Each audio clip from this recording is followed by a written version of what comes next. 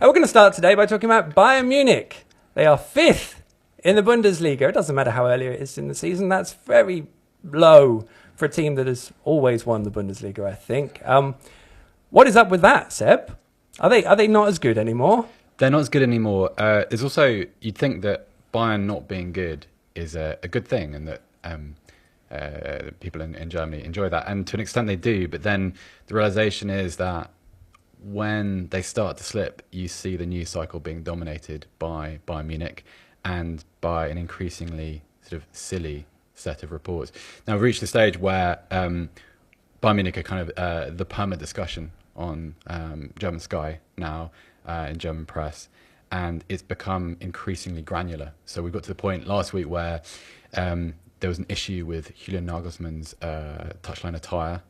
Sort of various Bayern Munich legends and sort of mumblings about how, does he dress properly? I know he's wearing Hugo Boss and Adidas and those club sponsors, but is he really dressing properly?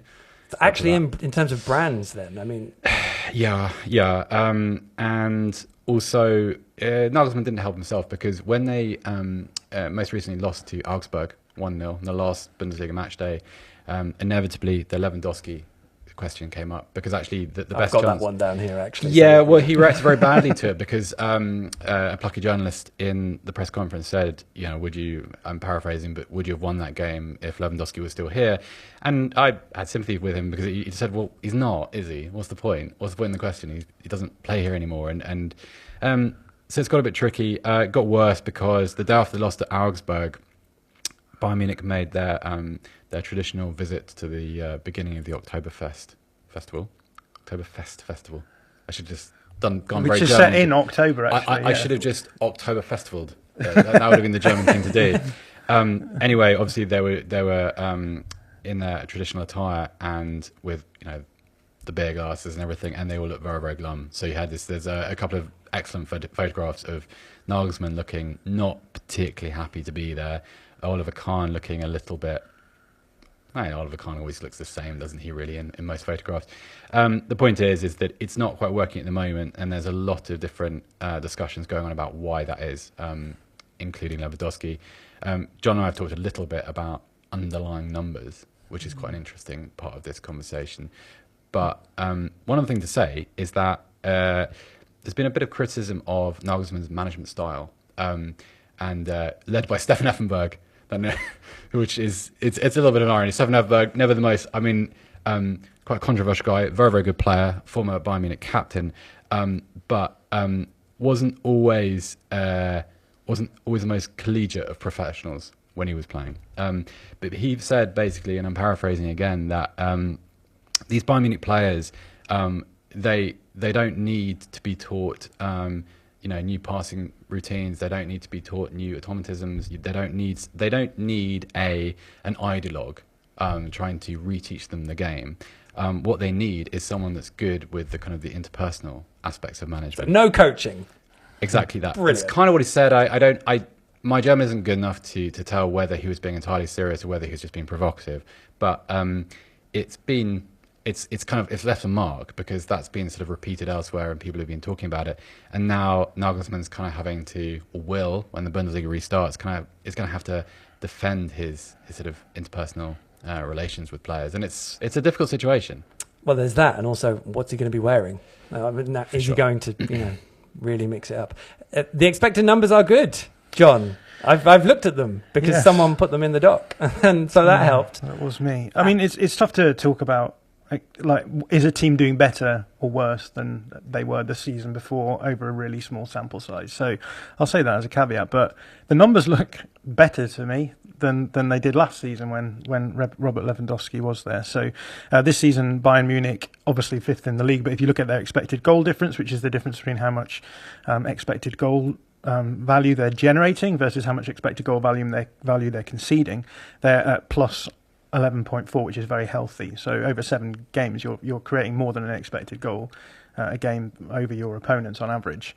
Last season, it was much lower than that. It was down at 8.1. I mean, it's much lower, but it's 3 expected goals within 7 games. It's a lot. So it's really hard to judge like where Bayern are at, really. And obviously a lot of people will just look at the results table and base their opinions on whether or not a team are doing well or not on that. But I think in this instance, Bayern have been good and have been unlucky to end up in 5th place. And actually, if you look at an expected points model, so I looked at the one on the stat because it's one that's freely available. There are others available. And Bayern should be top of the league by about 3 points according to this expected points model. And expected points model is obviously taking the underlying numbers and then predicting how many points you would be likely to win from those games if you played it 10,000 times.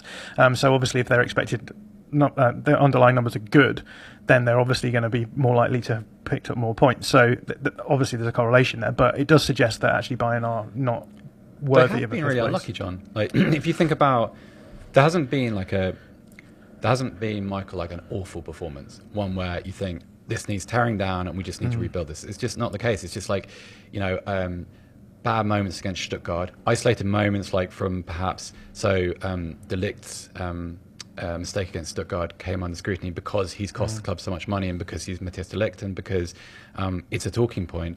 If you take a couple of these moments out, Bayern, you're left with, I don't know, maybe maybe a slight it's like growing into new clothes, isn't it? Because you've completely reconfigured your attack, and there's chemistry which needs building with some of these players, and Sadio Mane's goalless streak has come under observation too.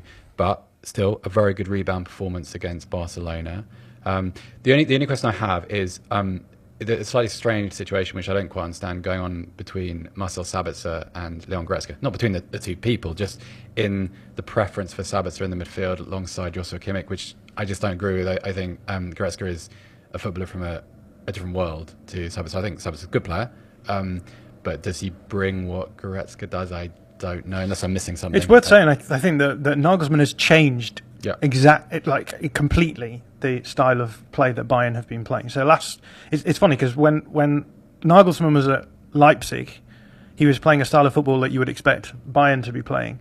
And now he's gone to Bayern, and now he's playing a style of football that you would expect Leipzig to play. So he's moved to that more gegenpressing approach, the direct attacking, not necessarily having like a lone striker who is a focal point, but sort of trying to move quickly through the middle with your team. So is that directly because Lewandowski's not there, do you think? I think partly, and I think Sabitzer is a player who's played for Leipzig, and so it sort of makes sense to bring in a player who knows that play style, right? Yeah.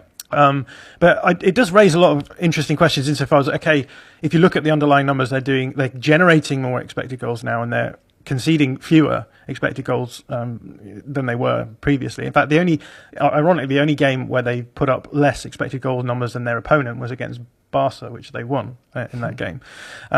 So if you look at the number, it must be tough for Nagelsmann, because you sit down and you say, let's look at the number. Like the underlying numbers suggest that we made the right decision here. We are playing in a way that is generating more chances, and we're conceding fewer, and in terms of value as well. And yet, in terms of the league positioning, it just looks like things aren't going well, right? So, but if they are creating all these chances and they have this XG, and then it's obviously the obvious question, but then they don't have the striker who scored loads of goals because he went. And then, there's a narrative in Liverpool at the moment. I don't know if it's stretched beyond Liverpool, but Sadio Mane, is he struggling? But is he struggling because Munich is struggling? So, are they? Maybe it's a question that gets asked a lot, but are they missing Robert Lewandowski? Well, I don't know whether it's quite the right question. Yes, in one sense, but also the way they're trying to score goals is different. If you think about that.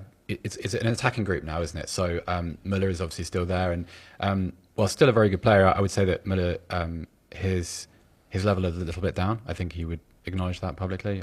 I might have even done so. But you had Musiala in there, Gnabry is in there, and Leroy Sané is in there. What Bayern try and do now is their chance creation seems to, obviously it like all attacks, it depends on getting players into the right positions and creating the right chances. But what you've taken away is a player who, I think I've said it before, but one of the best one-touch finishes and close-range finishes European football's ever seen. And you're replacing it with this kind of hive of attacking activity, which loads of really good players. Musiala is just absolute diamond of a player. I can't express how good a player he is and how exciting it is to watch him. What a shame it is that England won't be able to pick him over the next decade. But you need chemistry, you need understandings, and you don't just you don't just get those within 7 Bundesliga games and a Champions League tie. Added to which, like, the thing with Lewandowski wanted to leave. Now, you could argue that Bayern's handling of his contractual situation and handling of him as a person, you can argue about whether that was right or wrong. That's fine. But at the same time, what are you going to do? Because you can't. Bayern are not going to spend 100 million euros on a player. Like, their transfer record isn't anywhere near that. It's, I think, still 80 million for Hernandez. Well, I'm not sure if De Ligt actually costs more, but you get my point. So your only option was to restyle an attack around an entirely different sort of player, and you just have to be patient. And there'll be times when I've watched them, I've honestly thought, God, they're going to be better. I remember with that Leipzig game in the German Super Cup, for about an hour, I just thought, Bundesliga over. This is terrifying. They're better. And obviously that was premature. But at the same time, it's a measure of the fact that at the moment they're kind of finding their gear, dropping out of it, finding their gear, dropping out of it. And it's just going to take some time. So check in with them, I think, in January, February, and see where they are then. Like, okay, it's a nice anecdote that they're fifth in the Bundesliga. I don't think anybody is under any illusions that there is still an awful lot of power in Bayern Munich.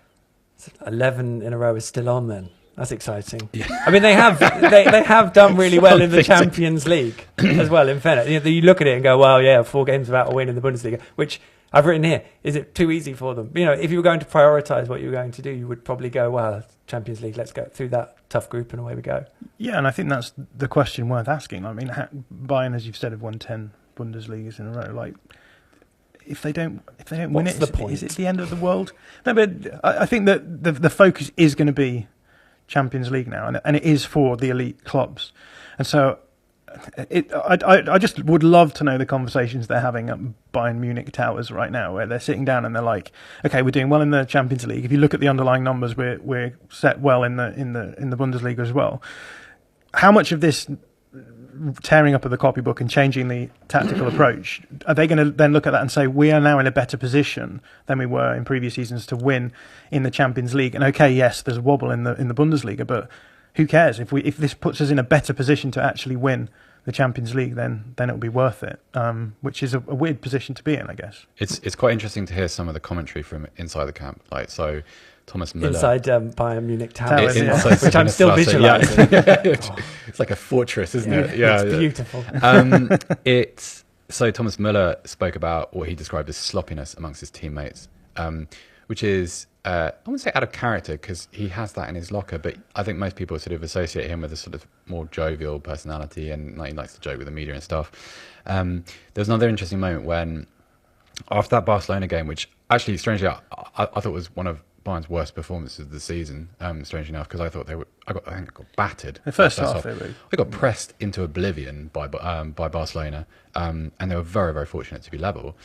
Anyway, after that game, I think it was Oliver Kahn said something along the lines of, no one's get complacent about this. The truth lies in the league table. So it's a funny one. And then he also, following that game, Nagelsmann rotated his team, and not to any great effect. And Kahn defended him and said, well, we've just got players that want to play, and the coach did what he needed to do and get. So it's quite a complicated situation. It's quite interesting. I know that people have a go at the Bundesliga about plot lines and predictability and all that kind of stuff, but it is a really interesting moment when a team has actually dominated for so long, and then a kind of period of reinvention is forced upon them, both managerially and in terms of kind of personnel. Like, what happens next is fascinating, actually, because it also occurs within this glaring media spotlight. You're not like, if you're Bayern Munich, you don't get to go and reinvent yourself on the sly, do you? Because in England, media focus is spread across the 4 Bayern Munichs that we have here. In Germany, there's one, and it's total. And so everything that happens is covered in exhaustive detail. And so that's really what's happening. And it's interesting. I know not everybody agrees with me, but it's an interesting moment in their history. The 4 Bayern Munichs, interesting. The 3 Bayern Munichs. Oh, 3. 3. Like, I mean, I suppose. Who are we not including in that? Well, so both Manchester clubs, Chelsea and I've got to be careful. Yeah, Liverpool. I'm hesitant because, like, they're not all the same type of club, are they? But in terms of what they represent and their status within the game, I think that's a kind of a fair grouping. Nailed. If you like this video, please consider subscribing to the channel. The Athletic is home to some of the world's best sports journalists, including David Ornstein, Daniel Taylor, Ollie Kay, Amy Lawrence and Rafa Honigstein. There are journalists dedicated to each Premier League team, so every fan gets the coverage they deserve, not just the big clubs. And you can try it for free now for 30 days. See the link in the description.